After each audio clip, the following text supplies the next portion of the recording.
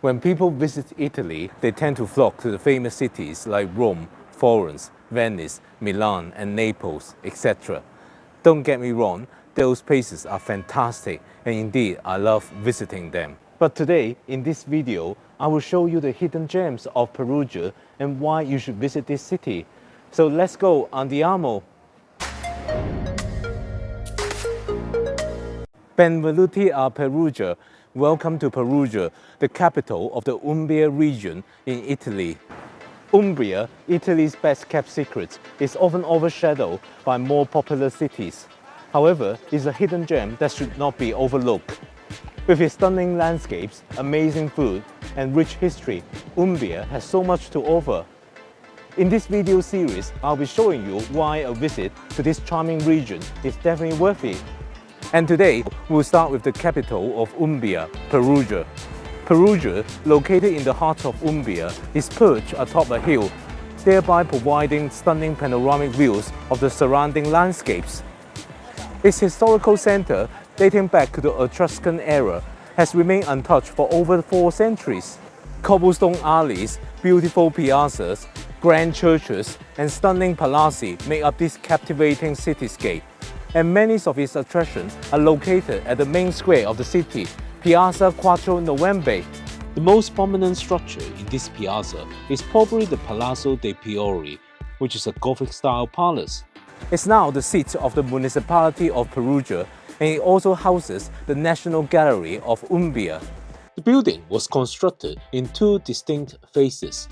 The first, between 1294 to 1297, corresponds to the left side of the building and is characterized by the sequence of 3 mullioned windows and the imposing Gothic portal which leads to the Sala dei Notari, the notary room.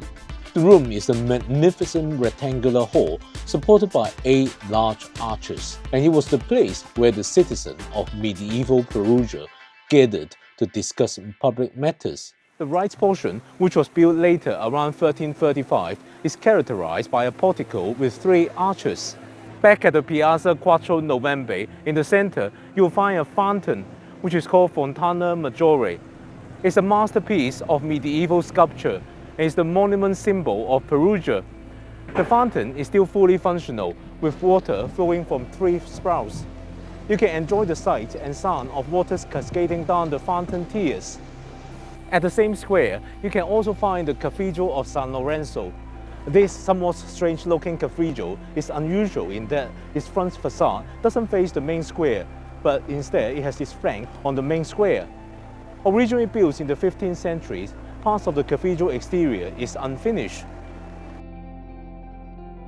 The interior of the cathedral is absolutely stunning with its Gothic architecture and frescoed ceilings. You'll find amazing artworks here, like La Deposizione by Federico Barocci and La Madonna delle Grazie by Di Paolo. Be sure to visit the Chapel of St. Giuseppe, where the precious reliquary of Santo Anello, or Madonna's wedding ring, is kept. This is supposedly the wedding ring between St. Joseph and Virgin Mary.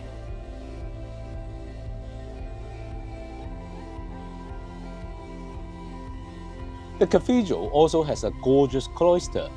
If you head over there, you can access the chapter museum, where they have a collection of paintings, jewelries, and ancient codices.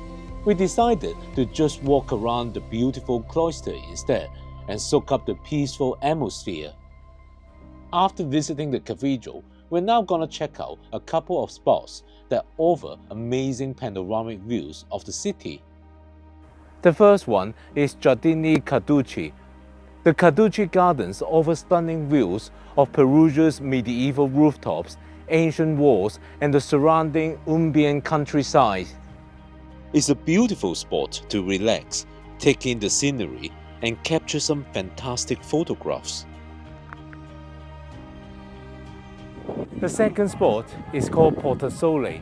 This is another fantastic spot to get a panoramic view of Perugia. After soaking in the breathtaking views from Porta Sole, we made our way down the steps towards our next stop, the Etruscan Arch, which is one of the 8 gates in the original Etruscan Well of Perugia, which is the original name of Perugia, and it's one of the only 2 surviving gates in Perugia. The arch consists of an attractive facade with a single archway and 2 trapezoidal towers. The archway forms a semicircular barrel-vaulted passageway over 30 feet high. While you are near the Etruscan Arch, check out the Via dell'Acquedotto de Perugia. The ancient path used to serve as an aqueduct during the Roman era, supplying the inhabitants with fresh water. It was ingeniously designed to allow water to flow uphill towards the fountain of the square.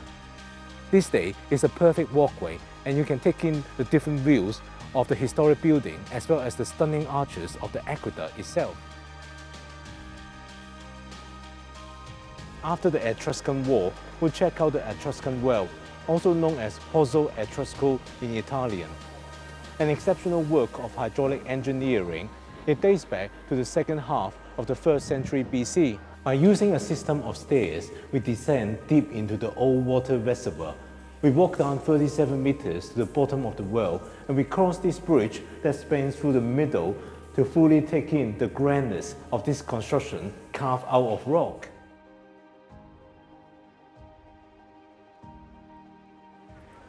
If you've been enjoying this video so far, please hit the like button below.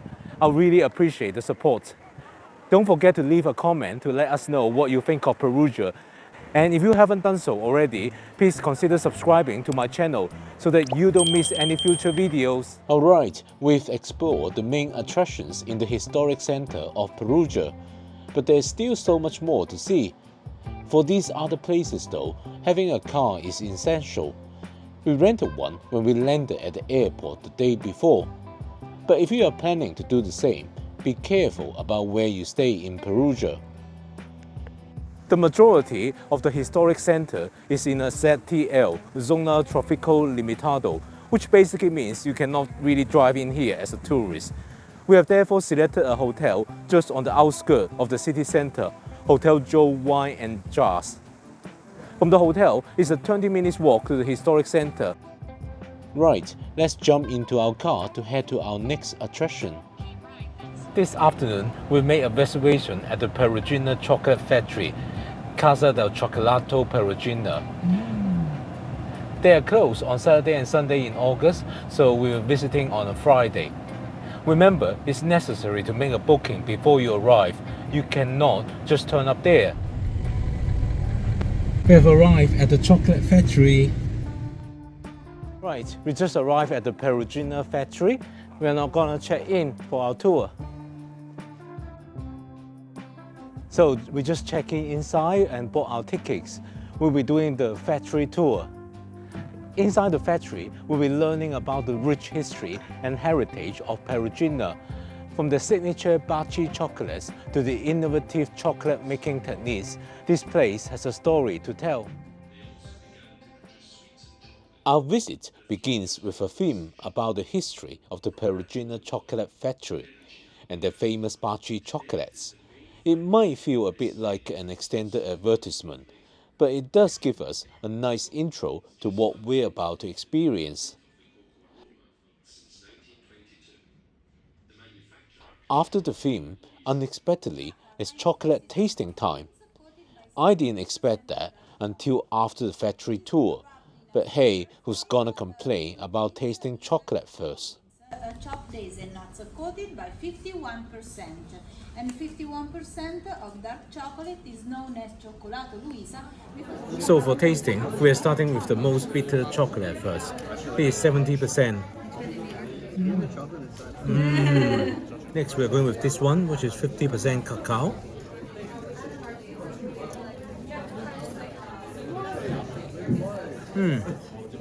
This one is definitely sweeter.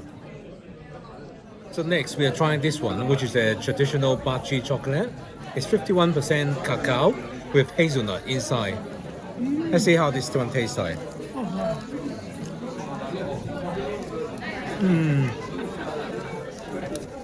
It's really good.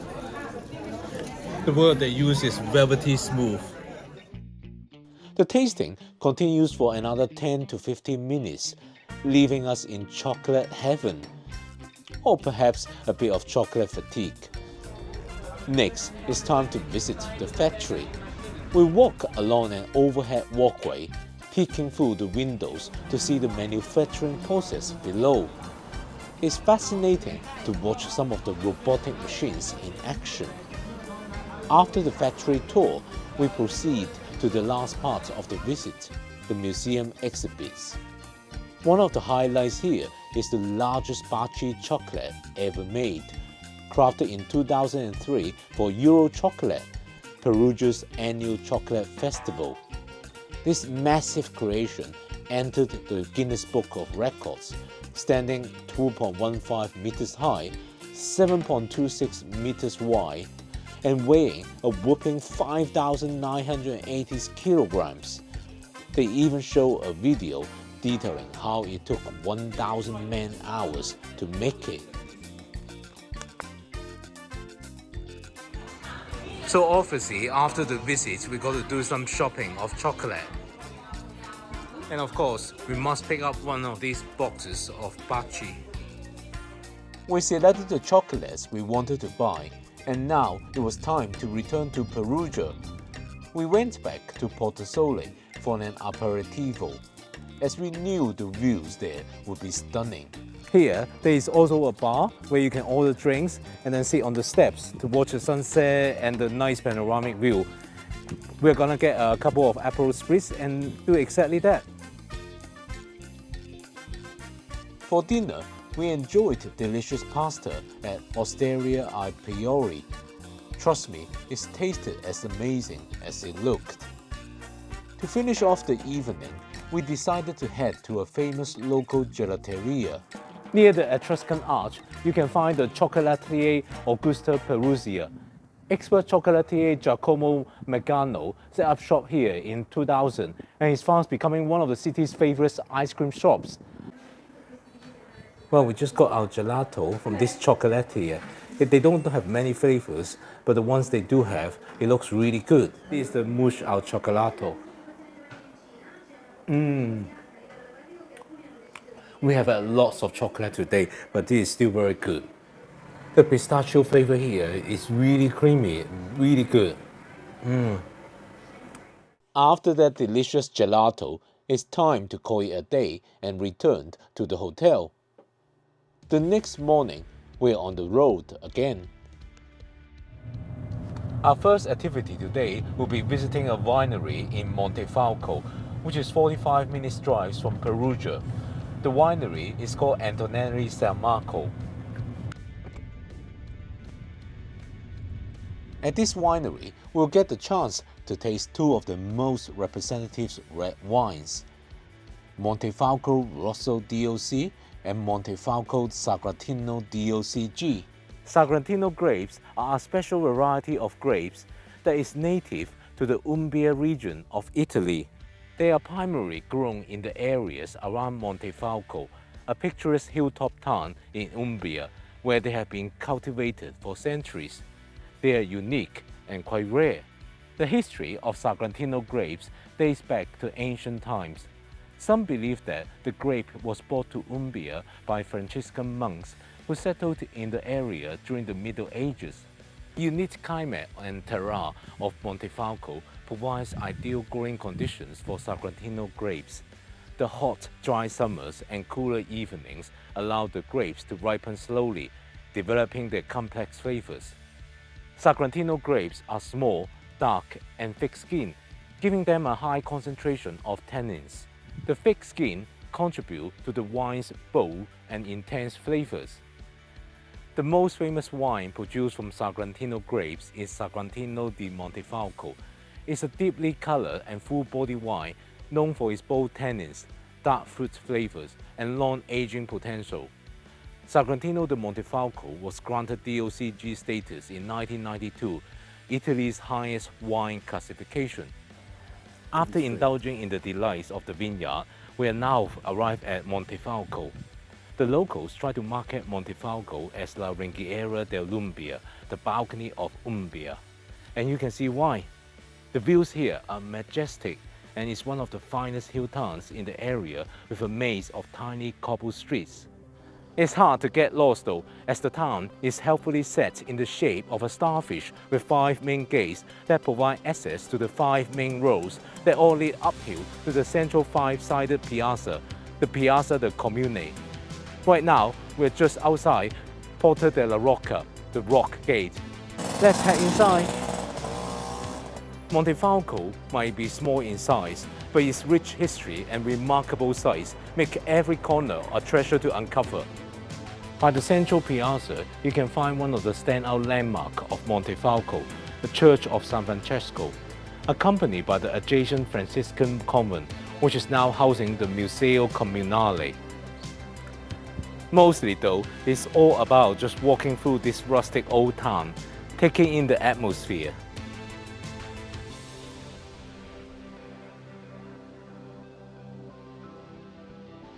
After a fantastic lunch and of course some obligatory gelato, it's time to head back to Perugia. Montefalco has definitely proven to be an excellent choice for a day trip from Perugia. Well, our time in Perugia has been nothing short of magical. The history, the culture, the food and the warm-hearted people makes this city a true gem. If you haven't been to Perugia yet, you absolutely need to add this to your bucket list. Thanks for watching this video today. This has been Ken from Ken Travel 360. I visited many other Italian places in the last few months, so why don't you watch another videos from my Italian travels by clicking here or here. See you over there. Ciao!